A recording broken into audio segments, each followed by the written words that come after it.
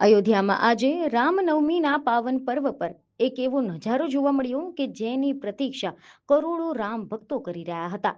શ્રી રામ જન્મભૂમિ મંદિરમાં બિરાજમાન રામલલ્લાનું આજે દિવ્ય અને અલૌકિક સૂર્ય તિલક કરવામાં આવ્યું છે.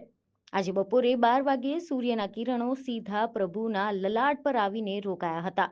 વિજ્ઞાન અને આધ્યાત્મના આ અદ્ભુત સમન્વયથી એવું લાગી રહ્યું હતું કે જાણે સૂર્યદેવ પોતે પોતાના વંશજ રામલલ્લાનો અભિષેક કરવા ઉતરી આવ્યા હોય. લગભગ 4 મિનિટ સુધી સૂર્યના તેજથી પ્રભુનું મુખારવિંદ ઝળહળી ઉઠ્યું હતું. આ દિવ્ય ક્ષણના સાક્ષી બનવા માટે અયોધ્યામાં ભક્તોનું ઘોડાપૂર ઉમટી પડ્યું છે. આ અવલૌકિક દ્રશ્ય જોઈને આખું મંદિર પરિસર જય શ્રી રામના નાદથી ગુંજી ઉઠ્યું હતું.